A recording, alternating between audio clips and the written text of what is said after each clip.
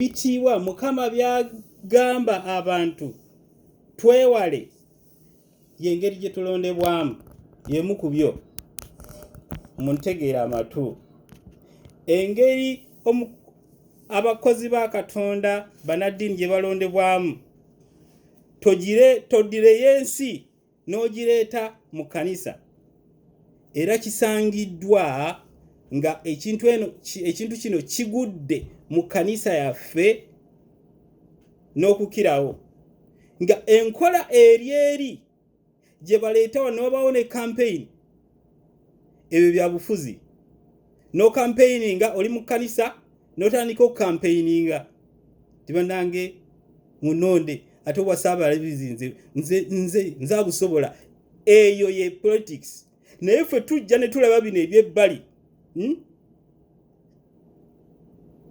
ne tulaba ebbali ne tukozesa amaaso amoogi n'otunula n'eri n'omutunulira ng'omwonoonyi abyogeddeko naye nga oleeta ebyobufuzi mu kanisa okulondebwako okampaininga ebyo byeri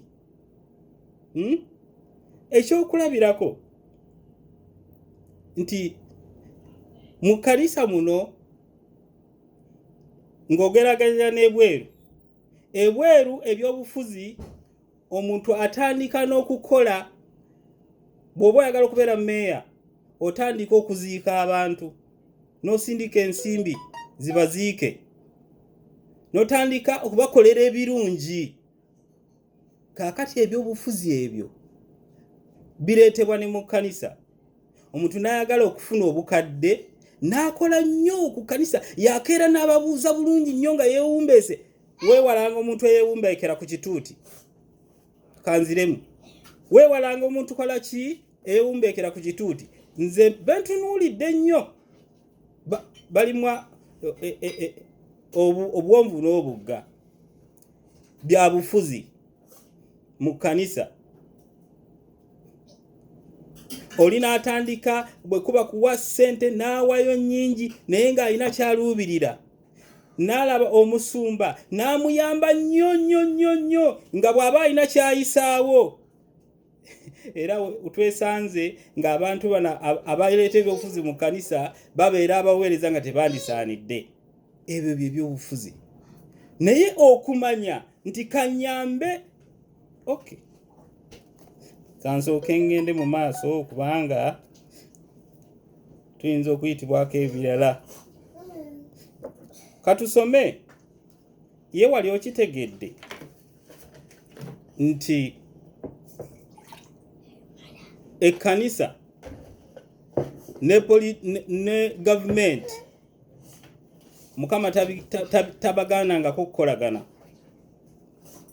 Mukama kyagaana kwe kuyita owandikomye n'oyingira n'otandika okwekkiiranya ne gavumenti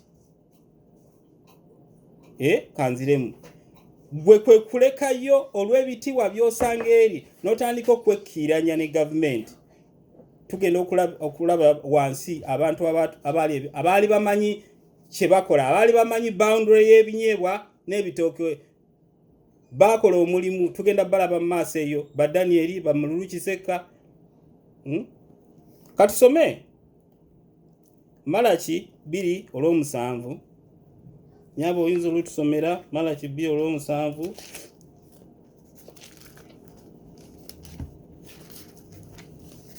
agamba bw'ati kubanga mulimu gw'abakabona okuyigiriza abantu bamanye kanziremu kubanga mulimu gw'abakabona okuyigiriza abantu bamanye era abantu bandigenze nga gye bali okuyiga bye baagala bakole kubanga be bakabona ba Mukama nannyini magye ani alina ekikyuso ekirala wangi okay lusome nakyo tukiwulire 2:7 Malaki kubanga emimwa gya kabona gyeginyweza okumanya wow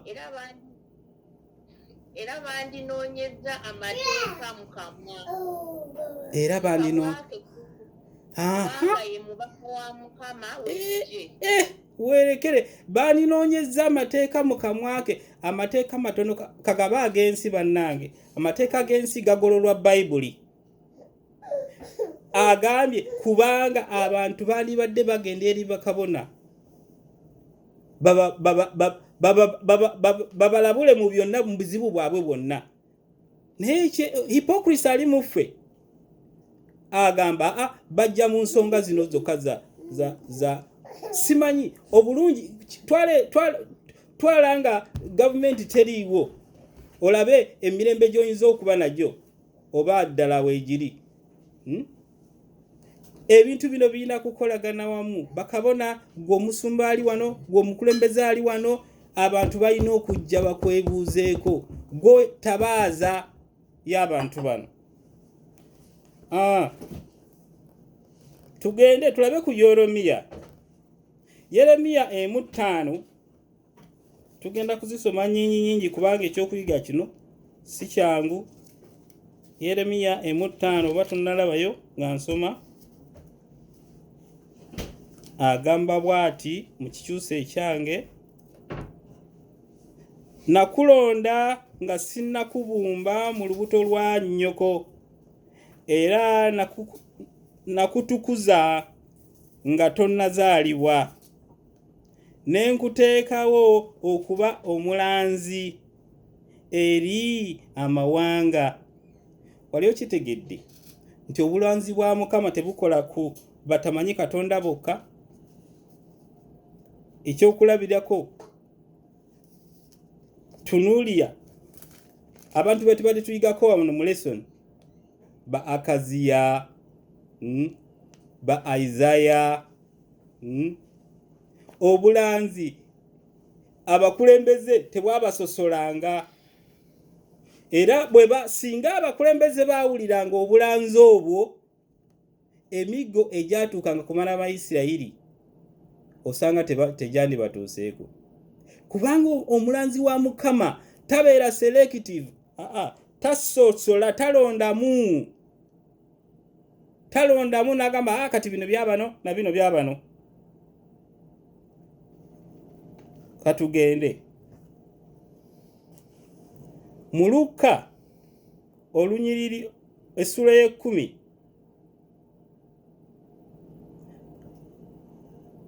olunyiriri olwa 25 wano tusangawo Omusamaliya omulungi. Naye Omusamaliya ono omulungi, omusajja Omuleevi yamuyitako, naye yalina ensonga ze ng'era zisitula amazzi. Ngambye Omusamaliya Omuleevi yamuyitako ng'alina ensonga ze, era ezimu ku nsonga ezo ze ziri ne muffe leero. Nti Mukama yeekolera, Mukama yeerwanirira. Omuntu ono eyafudde Mukama, ebyo Mukama yabimanyi. Gwe basse, ebyo tebinkwatako, nze ngenda kuweereza abantu ba Mukama. Bamuse ebyo poliisi ejja kujja yekole ku ebyo. Bamukubye naye ng'alimu obulamu, amulaba bambi alimu obulamu yeetaaga kuze. Nze eri bino bireke eri kwegamba bikwasa ennaku okuwulira ekyokulabirako. Gwe oli mukadde mu kitundu, oyina amaanyi agawulirwa ne kwerosi 5 ne banona abaana ku kyalo 6 ne batwala okubatta, n'otosobola kusitula kigere ekyo n'ogende werosi 5 n'omugamba owange bwe kiba kyetaagisa kuntwala wa pulezidenti ntwala mulabe. Ebyo bya bufuzi. Gwe n'owulira nga oyina okwagala Katonda wo nnyo naye nga tosobola kuyamba bantu, onoobeera otya mu bantu nga obaagala mu sitayiro eyo gw'ogamba obaagala naye bikwata toyagadde kuyamba biki bibaliko.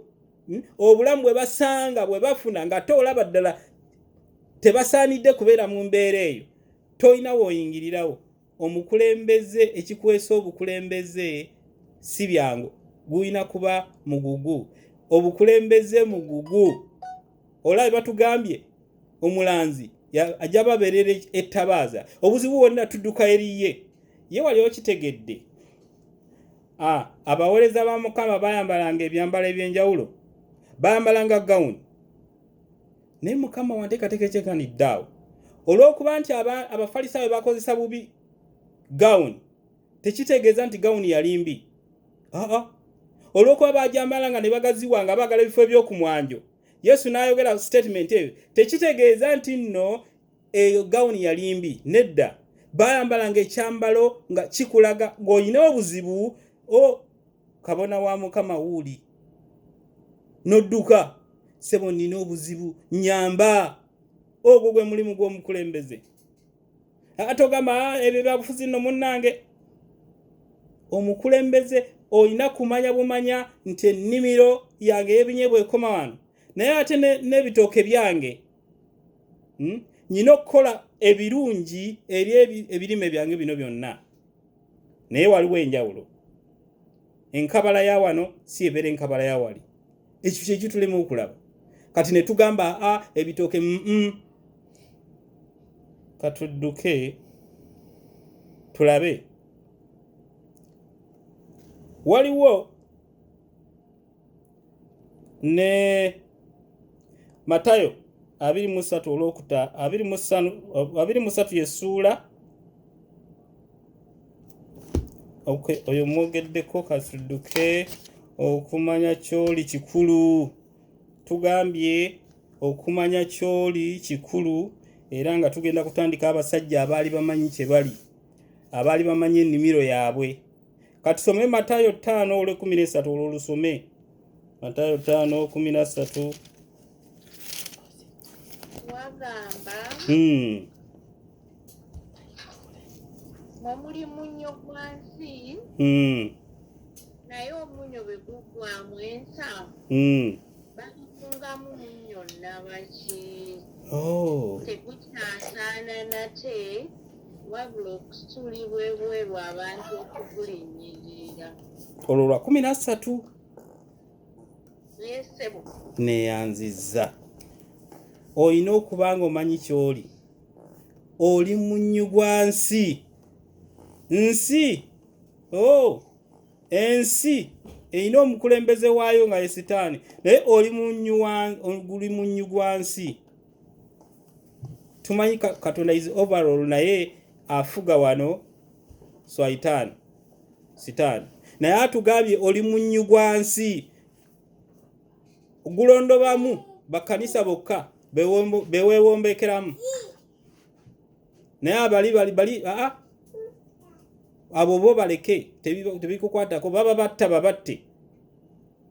Era bw'obyogerako obeera byabufuzi ng'oyonoonye. Naye oli munnyu gwa nsi. Era abantu abategeera nti munnyu gwa nsi nga Danyeriya, Samusooni Mululu, Kisekka, nzijukira bwe yali twagamba nti oyo omusajja oyo kati laba byagenzeemu, Aluminati oyo. Waliwo muganda wange nno mubuulizi w'e Uganda Nakyewa, muwuliriramu nnyo, anyumira nnyo ng'abuulira, naye yakola statement just recently nti Bobi Wine Illuminati. Kagamba n'owulira ng'oyo naye ekizibu kiri nti Bobi Wine Illuminati. Naye wali weegendereza Illuminati kye kiki?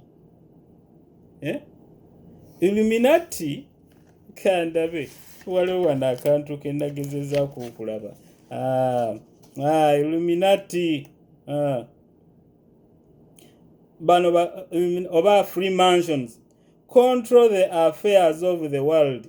These guys, these Illuminatis, they control the affairs of the world by masterminding events and planting agents in government and corporations in order to gain political power and influence and to establish a new world order. Bano beba Illuminati. Naye kakati mbulira bano bagayi buli lwobeera president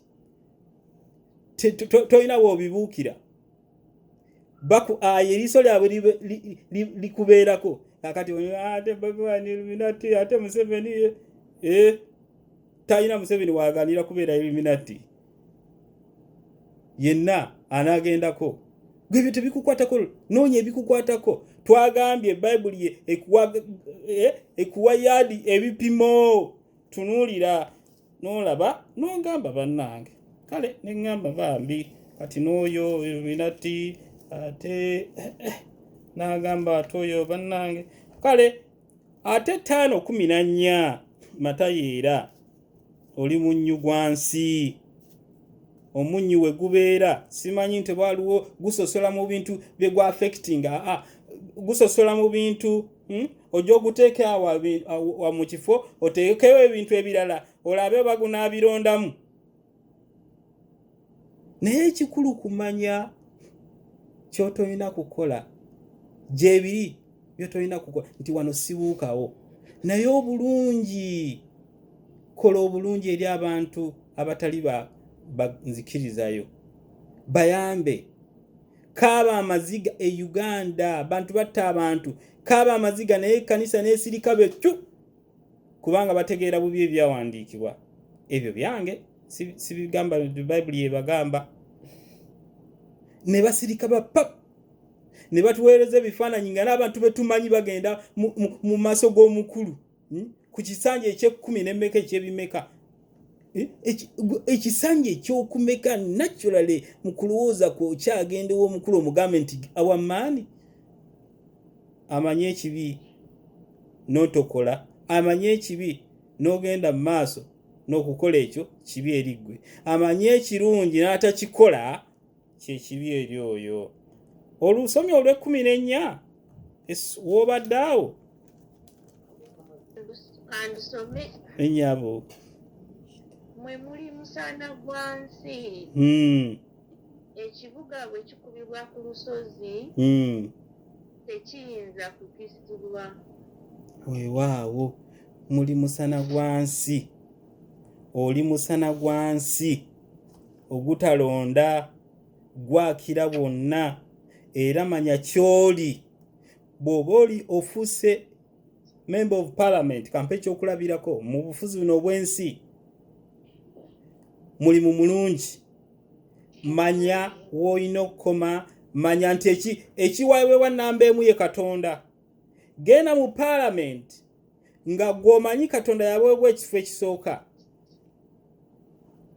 bw'olibeera n'ebyo kati ŋŋamba nti obukulembeze bubi naye bw'otuuka eri n'otandika okwekkiranya kubanga olina ensimbi z'ofuna n'otandika bano abantu baffe be tulaba abaliyo n'otandika okugwa olubege ebyo Katonda tabyagala bw'oba weetadde mu miguwa zannya bulungi ng'ekigendererwa kyo bwe kiri kati tewali bubi mu ekyo naye ekizibu ekiriwo tulemererwa okuzannya omupiira gwaffe nga bwe gulina okubeera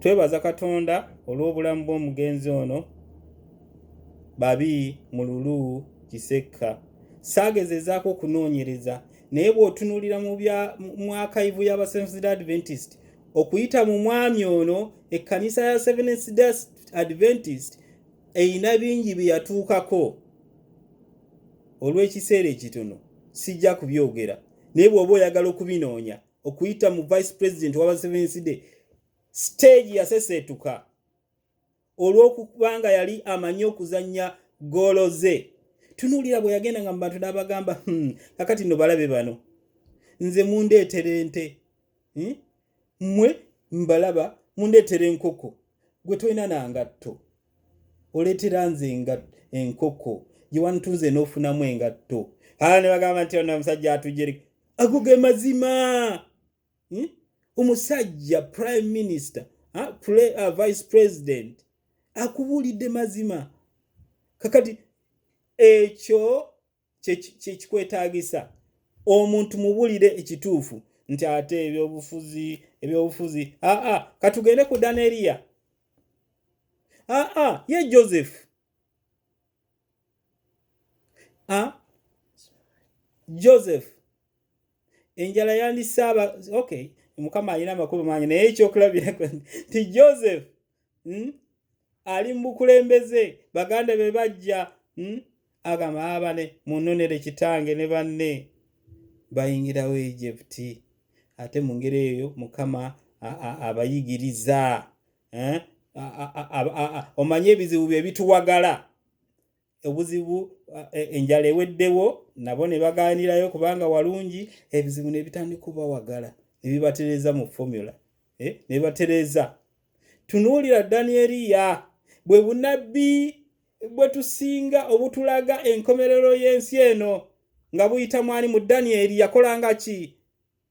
Yazanyanga kaadi ze bulungi nga minisita mu bwakabaka obw'ensi ng'ataaweereza Katonda. Naye abo abantu basoma batya? Bane nze sizze kubuulira leero nze kusomesa. Yesu Kristo yasinga kusomesa okusinga okubuulira. Kakati lw'ensengo nze omuntu bw'aŋŋambanga nti nsomesezza kitegeeza osobola omubuuza ebibuuzo byonna. Naye bw'abuulira munnange amateeka galinga gye gatugamba n'oluusi nakyo kitulemaza. Omuntu n'oyogera ebintu bye tolinaako bye tusobola kuweera gundi gwe n'oyogera n'ogamba nze mbuulidde temumbuuza. Nze bana ennamba yange eri 978-398-7892 najija Boston nenzija nayo wano e Seattle. Tugambye nti Danieri yakola omulimu gwe. Jjukira abaana ba Isirayiri bazze emabega olw'abakabaka baabwe okubanga basinza Bayaali, basinziza bakatonda abalala, ng'olw'okuba abakulembeze n'abantu nabo ne bagenda nabo, Mukama n'abavaamu n'abaleka Abababuloni ne babatwala, n'abaleka Abakaludaaya ne babatwala. Danieriya Mukama agamba, mamanyi Mukama alina okwagala kungi. Abaana ba Isirayiri alina enkola gye yakolanga nga bw'onoogamba nti omwana wange ono mutabani wange Mukama Katonda ansaasire aleme kukola bw'ati, alina eddalu kamutwale Uganda abeere eyo. Naye n'ogamba omwana ono Uganda ajja kumalayo emyaka 2 munone, naye obuzibu obuli ajja kuba ayize by 2 years. Naye omwana ono n'agenda e Uganda, ebizibu ne bimunyiga, n'atandika okuba taata onsaasire, nze nakunyiiza n'ensaba nzire, natereera, ate naawe nga bw'owulira ebimukwatako nga bambi. Naye jjukira wali ogambye after 2 years abeereyo e Uganda ebizibu mulage. Mukama Katonda waffe yawa abaana ba Isirayiri nga amanyi obawe emyaka nenga natunuulira. Naye lumu emyaka 7 gyaggwako nga abantu bano tebakoze kimala kyakudda eri Katonda. Danieriya n'alaba emyaka Mukama yagamba emyaka 7 gino abantu walina okujja okutuwonya era Mukama n'atuukiriza ekyo. Naye obubi bwaffe bino byonna ani abikola? Danieriya yali munnabyabufuzi ng'ate aweereza Katonda. Banange saagala kubalwisaawo nnyo, naye musoma ku kikunyiriri olwa 12 Makko sura 12 Makko olunyiriri 17. Yesu abamwe luno kandu esomere lugamba luti kanduogere. Yesu bamubuuza n'abagamba bali bamubuuza ku bya musolo. Kandulabe Makko 12:17 na Dawudi bugenze naye katulabe kubanga abantu tukyama nnyo n'olunyiriri luno. 12:17 soma Makko 12:17. Agamba nti Yesu n'abagamba nti ebya Kayisali mumuwenga Kayisali n'ebya Katonda mumuwenga Katonda. Weewaawo ne bamwewuunya nnyo. Weewaawo. Naye Yesu mulowooza wano abantu bagamba nti awo yayawula nedda Yesu akugamba ebya biri bikolere ddala ebyo ebimaakingibwa Bayibuli. Yesu tasobola gamba ebitamaakingibwa Bayibuli.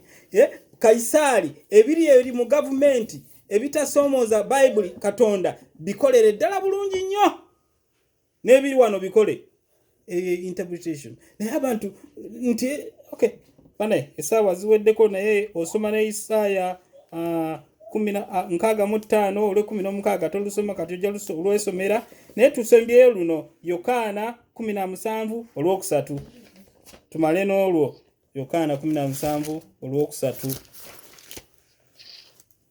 Wagamba nti buno bwe bulamu obutaggwaawo okutegeera gwe Katonda omu ow'amazima oyo gwe watuma Yesu Kristo.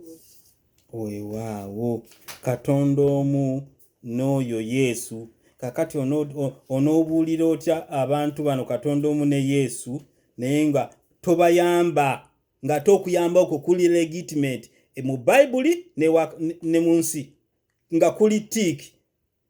Abantu tobayamba onoobabuulira otya Katonda w'omu ne Yesu w'omu.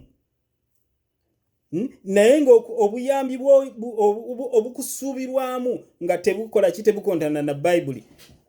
Bana katuli oluyimba olwo twebaze Mukama Katonda waffe olw'ekuyiga bino atuzibula amaaso tubirabe tubitegeere nga bwe tulina okubimanya. Tugenda kuyimba olumaliriza oluyimba luno n'ennamba 126.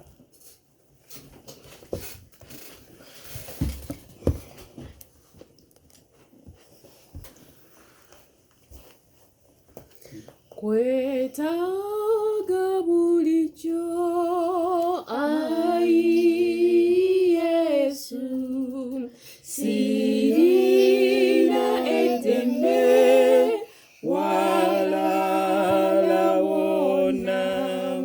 Kwetaaga ai Yesu bulijjo nkwetaaga ompe omukisa gwo jangu gyendi